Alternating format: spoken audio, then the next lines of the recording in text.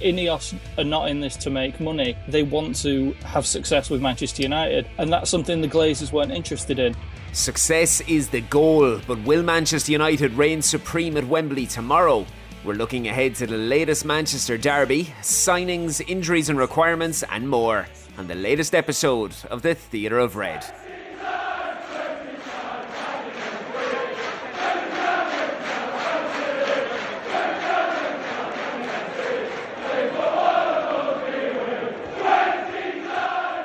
You are all very welcome to the latest instalment of the fastest growing Manchester United podcast on the planet. Now, whether you're returning or listening for the very first time, I do appreciate every single set of ears. Alongside me today to chat about tomorrow's Community Shield and the inevitable backlash for Ineos is none other than Mr. Chris Winterburn. How's everything today, sir? You're doing well? Yeah, I'm doing very well, thank you. It's good to be here. How are you doing? Doing great, and it's fantastic to have you here. A quiet day, as you know yourself, is a rarity in Manchester. And the most unfortunate injury to Lenny Yoro has initiated a domino effect. That has categorically altered the transfer strategy of Sir Jim Radcliffe and his best-in-class setup. Yoro arrived, he was immediately held as the acquisition of the summer across Europe, with United pinching him from under the fingernails of Real Madrid per se. Individuals were purring at the prospect of a partnership with Lisandro Martinez. Now, following an injury that will keep him sidelined for up to 3 months following surgery on a metatarsal, the onus has shifted towards a sense of priority for another defensive signing, namely in the ilk of Matthias de Ligt. The whole situation holds notable ramifications towards a profit and sustainability infused summer window, and it has left a sense of inevitable disappointment across the supporter base. This is particularly coming out with Thursday's news from The Athletic that both Harry Maguire and Victor Lindelof may be injury doubts for tomorrow's clash with City. So from your perspective, just how integral is a further central defensive signing for the club? I think when you look at the depth in that position, it's certainly a concern. I mean, Johnny Evans signed an extra year extension, so he's obviously an option, although many fans might think, why is he an option after being relegated with Leicester 2 years ago? I think there probably does need to be another defensive signing. There's clearly a lack of depth there, and the players that are there, crucially, do tend to be quite injury prone. You look at Martinez, there's still no clear indication whether he's fully recovered from his Achilles injury that's plagued him for the best part of a year. So I think there probably is, and there's certainly a willingness on Ineos' part to bring another defender in, but as we're going to touch on shortly, there is a real difficult set of restrictions on Manchester United at the moment because of previous mistakes and previous business. So I think whilst the hunger is there to bring a central defender in, probably Matthias de Ligt, there's also a realisation that, hey, this isn't going to be easy. We can't just bring players in, because then in a couple of years you're going to be in the same situation where you want to get rid of players again. You have to be careful with your squad building. It's amazing how quickly the fortunes across the fan base can shift. Only 2 weeks ago, we were speaking about the prospective partnership of a generational talent in Lenny Yoro alongside Lisandro Martinez. And now you're staring down the barrel of a potential partnership with Martinez and Johnny Evans, as you've said. Now, Evans proved himself to be more than an admirable central defender last year. Henceforth, he's earned his contract extension, but you're absolutely correct in what you're saying. You're looking down the barrel of that partnership, but who is in reserve? It presents these very, very difficult problems, particularly when you consider after the Ineos end of season review, there was a lot of onus put on the fact that the hierarchy were trying to remove any form of burden away from Erik ten Hag and essentially allow him to focus on just coaching the team and focus on results. When you're less than 8-9 days away from the start of the Premier League season, this is about as bad as it could have got for him, really, isn't it? Certainly in terms of his position as simply a coach, when you don't have over 70% of your central defenders to work with, you're going to be in a difficult position. But I think that is something that wasn't expected because you can't predict injuries. But if you look at last season, the injuries, I think it's a lot more of a clear role for Ten Hag this year. He doesn't have to worry about, let's say, replacing those players who are injured or who may leave before the window closes. His pure focus is on coaching and working with the new coaching staff around him. So whilst it's not an ideal situation, I don't think it's one that he can do anything about. I think it's clearly his remit under the terms of his, well, I say contract extension, his additional year that was exercised. I think he's clearly just got to focus on his coaching, and that's sort of what they all agreed he would do. So he's not too worried about the recruitment side of things at the moment. But in terms of setting a team out, particularly for the Community Shield against Manchester City, he's in a real difficult spot. And keeping all of that in mind, a highly publicised pursuit from Manuel Ugarte has broken down largely because of Paris Saint-Germain's unwillingness to compromise on a transfer fee. What was regarded as a positive move from the hierarchy 2 weeks ago in refusing to bow to the demands of rivals is now being portrayed as a weakness, a lack of desire to progress the club. Before diving into the financial matters, as you've said, we need to look at the potential names that have replaced the Uruguayan as targets. We're going to begin with the championship pairing of Ben Schaaf and Sander Berge. And in Schaaf, he's an ex-Arsenal graduate who has been a starring performer in the championship for 2 seasons now. And with Berge, a stellar central defensive midfielder with Premier League experience with 2 sides. With the Theatre of Red, we initially reported the interest in Schaaf back in June. It's a topic that you raised midweek yourself. From that particular perspective, what can you tell us about the midfielder from what you know? Well, obviously, as you said, you reported earlier in the summer that he was a player of interest to Manchester United. And I know that he was profiled by the recruitment team at the start of the summer. Whether that came about as a result of his performance against United in the FA Cup semi-final, I don't know.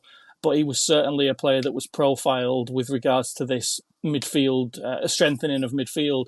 But other than that, I think it's just a case of Manchester United are looking to strengthen the team in a way that keeps them, it's a difficult way to word it. They don't want to be in a position where a player can hold them to ransom in 18 months or so if it doesn't work out. They want to be able to find a player who they think can improve the team, but if it doesn't go well, they can sort of move on easily. And I think this is why there's been a focus looking at particularly English talents, because as we know, there is always a resale value with English talents. That's not saying they're better than talents from abroad, but there is a premium on domestic talents in terms of transfer fees. You look at when Manchester United signed Dan James, he was a player with potential, had a unique skill set, was unbelievably fast, and Ole Gunnar Solskjaer thought he could do something on the wings. He had a number of good performances, namely against Manchester City, but when it didn't work out, he was sort of easy to move on. And then you see in other situations, Manchester United are struggling to, obviously wages are different, but they're struggling to move on Casemiro. They're struggling to move on Victor Lindelof, who obviously has been there a while, but there is a sense his time at the club has come to an end. So I think that's one of the reasons why Ben Schaaf has become a little bit more attractive in recent days, because they know if it works out, great. He's 26. He's in the prime of his career. If it works out, great. You're getting a serviceable player in midfield. But if it doesn't, you're not sort of stuck with him, if that makes sense. And I think that's one of the reasons why they're looking at these players. I agree totally. And when I saw your tweet midweek about this, you hit the nail on the head. Dan James has returned the greatest return in terms of a sale that we've had in God knows how many years. So it is a prime example of what you're saying. Sorry to just cut you off, but I think he is one of the only players Manchester United have sold since Ferguson left that has actually been sold at a profit. Correct. And it's astonishing to think that, but that really, I suppose, overemphasizes and highlights the incompetence that was taking care of this for the last 2 decades. Dan James is a prime example.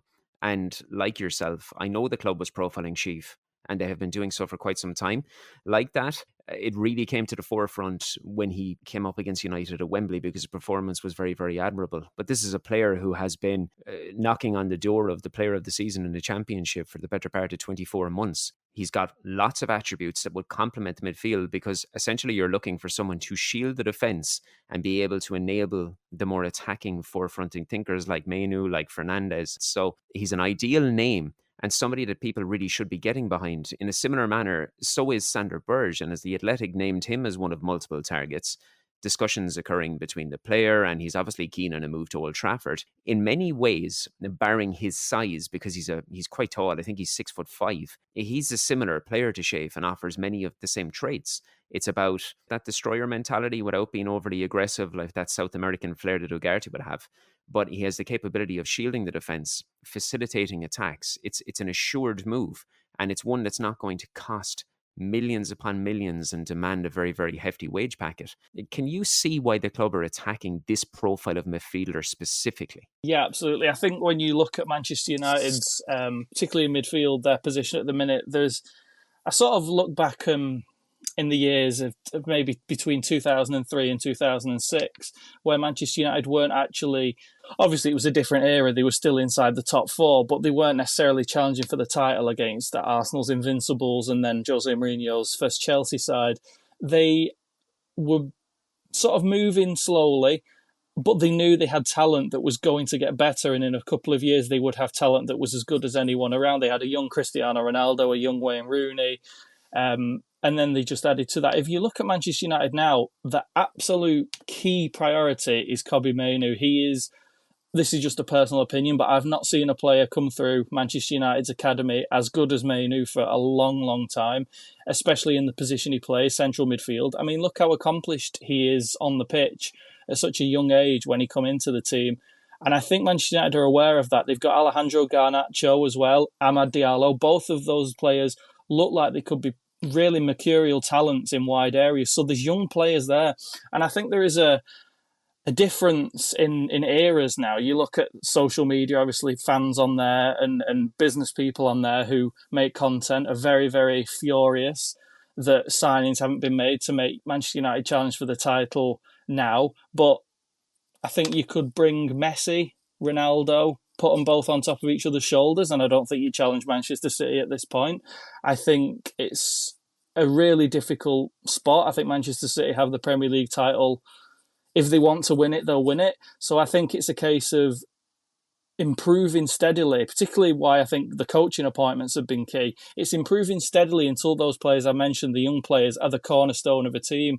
And then if we go back to a player like Sander Berg, he's experienced, he's got a big frame, he's talented on the ball, and people are also surprised. He's deceptively quick. He's not this lumbering classic defensive midfielder. He's quite deceptively quick.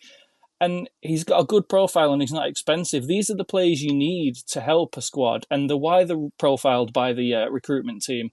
Because this is a recruitment team that their jobs now depend on Manchester United's recruitment being successful. In previous years, that hasn't been the case. These have been people whose job depends on making money put into recruitment positions. So it doesn't really matter. Whereas now it's a case of these individuals have to get the recruitment right, and it's why they're looking at players from different corners of maybe the Championship, where you wouldn't necessarily look at players in previous years, but there is a lot of value to be had there. I think it opens a far wider discussion about the benefits of shopping in the Championship and why people shouldn't be so quick to dismiss it. I've long argued the calibre of the division will say in that it's comparable, if not better, than the likes of the Eredivisie when you're considering the teams and the players by and large from top to bottom. I know that there's going to be continental names and sort of perennial successful outfits. I know Ajax have dipped in recent years, but the Championship is an incredibly competitive division that is absolutely ripe with talent. When you consider individuals in recent years like Jude Bellingham and more recently Adam Wharton, I think it really, really sets the tone that more sides should be shopping there, particularly with those players coming through. And it doesn't have to be a situation that these individuals are 17, 18, 19, 20 years of age. There's nothing wrong with being able to acquire a guy for between 10 and 20 million, but he can immediately come in and impact that squad and provide a role. Do you think more clubs should be looking at the Championship rather than targeting so many of these continental names that will provide a lot of uncertainty? I think there's a point to be made there that one of the advantages, even with clubs in the Eredivisie, you see a player, they've had experience in the Champions League, and I think that is one of the key differences. You see them against the very best and how they cope there. But in terms of the Championship, I've often said it's the hardest league to get out of, easiest league to fall into. You are getting serious competitors from that league, especially when they're a little older, like Ben Sheaf. He is clearly going to be a well-versed, competitive midfielder. They have to be in that league to survive, and I think that's something United have missed. Obviously, you don't want to go down the route of the Lee Cattermole style of play where you're often getting caught out and making physical challenges you don't need to and ending up with a long disciplinary rap sheet. But you need a bit of competitiveness. You need a bit of metal about you in the Premier League at the moment, because otherwise teams will, particularly the more physical teams, will run right through you. And I think Manchester United's midfield at the moment has sort of lacked that, especially with Casemiro's decline in physical attributes. So I think the Championship is definitely an arena where clubs are going to start looking, particularly because of the value, as we've mentioned. You look at some of the players that have come out of the Championship, you look at Ollie Watkins, the value goes up. So if you bring them in and they're good, great, and then you can sell them at a profit. And if it's not so good, the value sort of holds. It's an interesting phenomenon, but I do think it's an area where clubs are going to start looking. I mean, look at Crystal Palace. Their recruitment from the Championship over the years has been exceptional. I think it's this sense of entitlement from certain sections of supporters that feel like a football club is above a certain division and you shouldn't be looking there. It's something that I'm completely gone past, and I absolutely support and I endorse looking at these individuals if they can be gotten a shrewd deal. And when I speak about shrewd deals, it's something that I have composed many, many articles about over the last few months. And it's sort of deviating slightly from our conversation and instead focusing on the financial side of things. I want to highlight the glaring issue that Ineos is encountering with profit and sustainability and why the championship is becoming such a real prospect. We've discussed the outrage surfacing on social media for a perceived lack of desire by the new ownership, and many declaring nonsensical statements about Sir Jim being no different than that of the Glazers. In reality, so many are unaware of the precarious financial situation that the club find themselves in.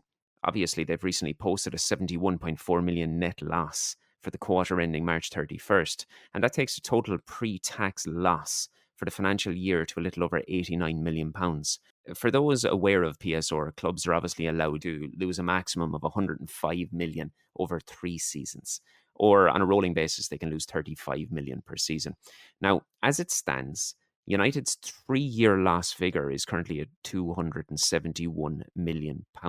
There is a large quantity that will be deductible for funds that are spent on the likes of women's football, infrastructure, community work, and deductibles from expenses that were allowed during the COVID-19 pandemic. Despite that, the nature of the financial issues that the ownership have inherited extends far greater than offloading the likes of Scott McTominay for a disgraceful figure of £20 million. From your perspective, how do you see the remainder of the window going for Manchester United when you see names like McTominay, Casemiro, Aaron Wan-Bissaka, all on these packages that make it very difficult for the likes of Fulham and them to comprehend? Well, it just highlights the mismanagement that has gone on at Manchester United for the last 10 years. Scott McTominay is an interesting case because he's an academy graduate, so obviously there is a reason why selling him would help with the profit and sustainability bottom line. But in terms of, it's just a difficult situation because some of the players you look at and think, okay, Aaron Wan-Bissaka hasn't quite worked out, an exceptionally gifted defender in certain aspects, but limited in others. He's not really been able to improve going forward in the way that a lot of people hoped he would when he was signed from Palace as a defensive expert. And now he's on a high salary and difficult to get rid of, especially with the revelation in the last couple of days that one of the reasons for this is a clause that has been inserted into players' contracts that when the additional year that Manchester United under the full Glazer ownership also love to put into contract, when that is exercised to protect value, there is a percentage of any transfer fee that the player is then owed, and that just makes it all the more difficult because United are going to bring money in to help profit and sustainability, but then it's going back out in form of a payment to the player. So that makes things more difficult. And I think with regards to the rest of the window, you're looking at a deal, okay, Scott McTominay, he's limited. He didn't shine at the Euros when you'd expect. One of the things they used to say about Manchester United players, even the ones that left, they would then go and shine with a new team, or they would stand out on the international stage with a national team that maybe wasn't of the quality of, say, some of the top nations. Scott McTominay, even though he stood out in the qualifiers, when it got to the Euros, he didn't really look to make a difference. He didn't make the difference for Scotland. I know the whole team played poorly. So you're thinking, is that a player that's going to help Manchester United win major honours? It's difficult to say. I don't think so. But if you sell him for 20 million, who are you going to bring in? And this is a question for the people who are clearly livid on social media. If we say the two profile of players, Sander Berg and Ben Sheaf, okay, you'd be able to bring them in for maybe less than you sell McTominay for. It's good value. You're improving the squad with regards to, and you're moving in the direction of where Ineos' recruitment team wants to take the squad, the style of football they want to play in the future. But in terms of what some fans want, you're not going to sell Scott McTominay and then suddenly be able to buy an elite holding midfielder from Real Madrid or Barcelona. You're just not going to be able to do it. The money's not there. And even selling those players isn't going to allow such deals to take place. It's more a case of selling these players to get the salary off the books, make the profit and sustainability bottom line look better, and then be able to recruit players more suited to the style for cheaper. I think in the initial early stages, that's what Manchester United need to do. It boils back to the Bloomberg interview that Sir Jim Radcliffe gave several months ago about making it very, very clear that it was going to take 2 to 3 summer windows to be able to get them into a position that he desired. These things will take time. It's not just as straightforward and as simple as clicking your fingers and fixing all of the issues that have been going on for 2 decades. You've made a completely valid point about that absolutely obscene clause in extending players' contracts for that particular year. In what other football club that operates at the highest level do you see that occurring? The answer is none. Yes, I totally agree when you're looking at Scott McTominay in how he's going to improve the club and moving forward, because I've tried to take this perspective that when we're looking at footballers that we're potentially going to offload, I'm trying to look through the eyes of the new hierarchy, this new best-in-class setup. We're trying to target players that are going to effectively improve the squad and help the manager to achieve a desired system. I look at players that are potentially leaving and say that if they weren't at the football club, would they be targets for this particular team to try to bring us forward? The likes of Scott McTominay, despite the obvious traits that he has, and he had a very good season last year with his end product and in terms of his output. But when you're trying to really develop a cultivated attack-minded system, himself and Aaron Wan-Bissaka don't fit into that particular stature. Yes, Wan-Bissaka is one of, if not the best one-on-one defenders as a fullback, and I'm sure he's given plenty of wingers nightmares throughout the years. But you have to look at it pragmatically. And when you look at the Bayern situation with Matthias de Ligt and Zermatt Raoui, it looks like a package can be put together for 60 million total. I think maybe there's some add-ons there as well. Fans automatically think, well, this is great value, let's get it done, without actually realizing just how many potentially negative ramifications spending 60 million on these individuals will there. You touched on it with McTominay. Yes, he's an academy prospect. And yes, whatever you sell him for is pure profit. But 20 million doesn't equate into 60 million, and people don't seem to realize this. It really draws back on what I said at the start of our conversation about how the injury to Yoro shuffled up the transfer strategy, because there was targets for specific areas that were not considering taking one of your key acquisitions who's going to be a pivotal member of the squad and moving forward, that he's going to have an absence for 3 months. It's an extremely difficult situation that individuals need to really consider all the perspectives for. That said, despite this inevitable capitulation that's going down at the hands of social media, we do have a small topic of a curtain-raising Community Shield to look forward to tomorrow, with another Manchester derby set for Wembley. I know that this has never really been considered more than a pre-season outing for Manchester United, but I can't help but remember that iconic Nani goal to seal the bragging rights in 2011. For what this is in a Wembley meeting between these two Manchester sides, how do you see it playing out? Well, I think it's obviously a big game for the fans, whether it's the Community Shield or a friendly. Anytime you play Manchester City or Liverpool, you want to beat them. That's the case for supporters. But in terms of what the game actually means, I think it means very little. If Manchester United win, they're not suddenly favourites for the Premier League title. It's not a case of they've proven themselves to be better than Manchester City. I think even the most ardent United fan wouldn't argue that. I think one of the interesting points is it's been a very short pre-season for a lot of clubs with the Euros and the Copa America. Even in Manchester United's last tour game against Liverpool, the tempo of the game wasn't great. There was some really nice attacking football played actually by Manchester United and some a really good counter-attacking football played by Liverpool, but the game wasn't played at any real pace. And I think teams are still a little undercooked, so I wouldn't expect to see anything remotely close to a Premier League match, what you would expect between these two teams on Saturday. I think it will be slower. I think there will be a lot of changes 3/4 of the way through the game. I just don't think any team really is ready at this stage. I think it's been a very short pre-season. With that said, Manchester United have a lot of injury issues at the minute, particularly in defence. So they're going to have to deal with Erling Haaland, and that's not an easy task, even when you're at full strength. So I'd urge Manchester United fans to not look at this game as any real indicator of what's to come. I think a defeat is possible, certainly with the quality Manchester City have got. It's very difficult to beat them. They have to have an off day and you have to be at absolute your top level, as Manchester United were in the FA Cup final.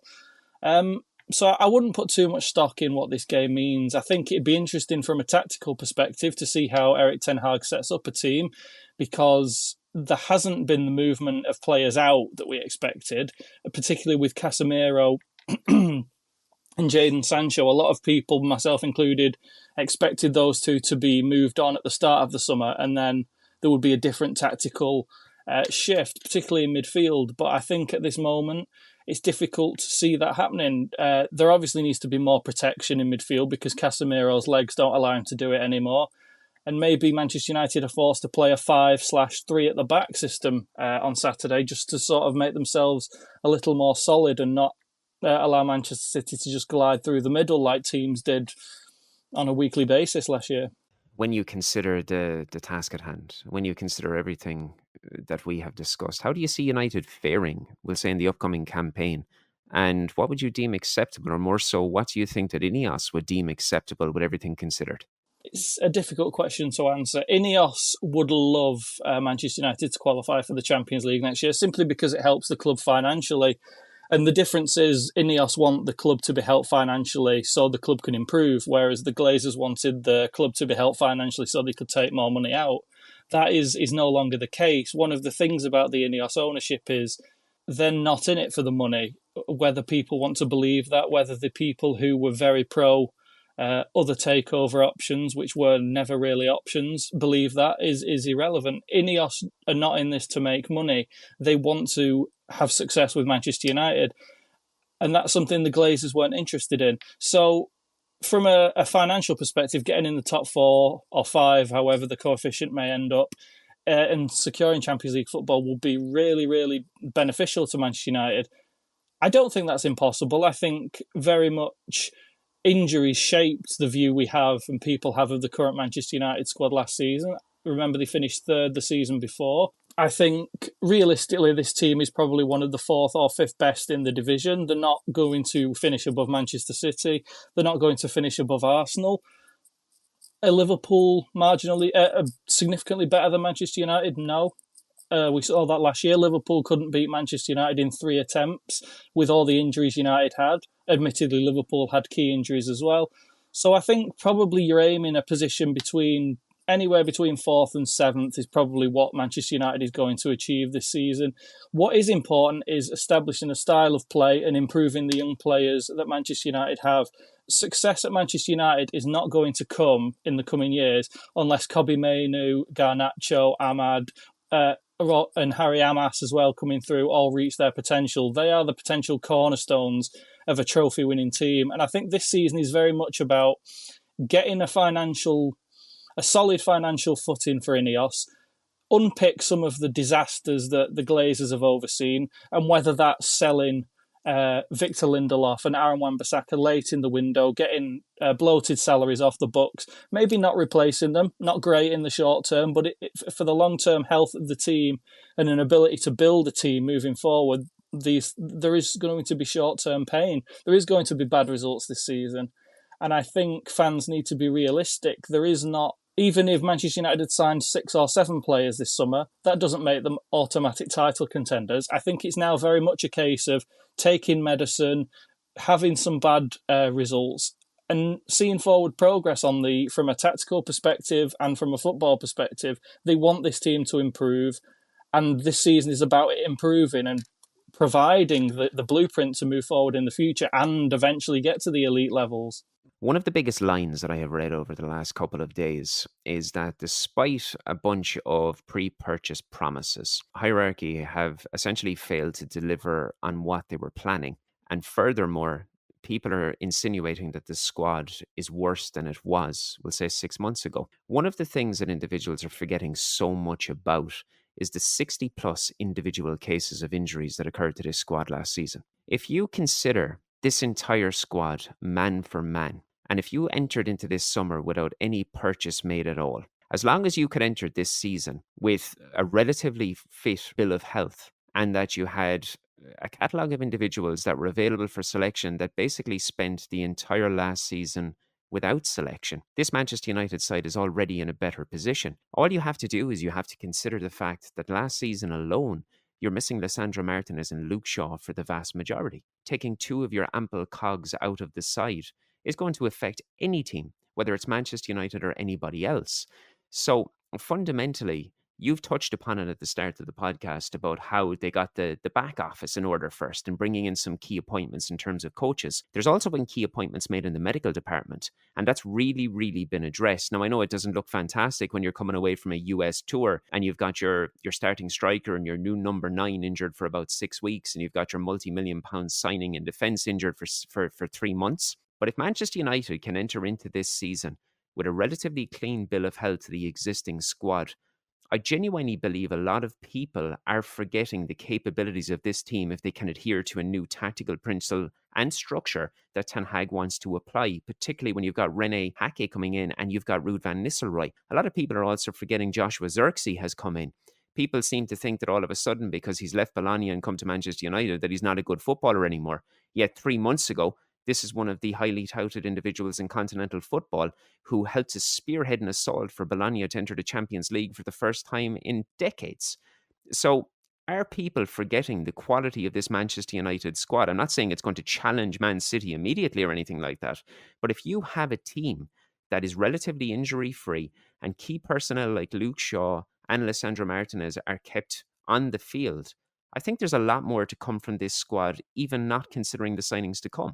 Absolutely. I mean, Luke Shaw and Martinez were perhaps the two biggest misses last year. You take away your best centre-half and your best left-back, you're going to lose something. And there was a lot of instances where the injury to Malacia, obviously, forced Ten Hag to use a right-back, be it Dalot or Wan-Bissaka on the left. And whether those are high-level players or not, you're always going to struggle when you're playing on an unfamiliar side. And I think we saw issues with that, particularly in the cup game against Coventry City. I think Wan-Bissaka was moved to left back and was then at fault for all 3 of Coventry's goals.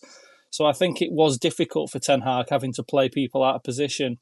And the floor, if you like, of Manchester United's squad is so much higher than people think because they're sort of clouded by the injuries last season. Obviously, Lisandro Martinez's performance in the FA Cup final showed exactly what sort of defender United had missed. So I think this team is a lot better than what many fear. I think it's certainly, as I said, I think it's right up there with the 4th or 5th best squad in the Premier League. Maybe it's difficult. I think I can't say it's as good as Liverpool's squad because of Liverpool's recent achievements, but certainly there's no real gap between the two teams. And I think it was always a case of United have to find a way to get by and avoid having as many injuries. Obviously, there's nothing you can do with impact injuries like Lenny Yoro's, the metatarsal. But I think the squad is obviously much better than people are giving it credit for, but there is certain weaknesses. And I think this is why it's very much a process for Ineos to move the players out that aren't going to be part of the future. Obviously, Casemiro's not going to be with Manchester United for the long term. Victor Lindelof isn't. Probably Harry Maguire isn't. Those players who are sort of reaching the back end of their career, obviously United are going to want to move them on. But I don't think there's a massive need to push them out of the door on the cheap now because you're not going to be able to replace quickly. And what would the overall scale of improvement be in that case? You're not going to find players this close, well, even this summer as an entirety, to ultimately bring you level with Manchester City. It's not going to happen. But if you steadily sort of change your squad, move out the players you're not going to have a future use for, much like Jurgen Klopp did when he first came in at Liverpool, and then bring players in who fit a style you want to play, like Sander Berg or Ben Sheaf, players like that, you're obviously going to get a more rounded squad. And then when the finances are better, you have a couple of summers where you're not spending outlandish fees.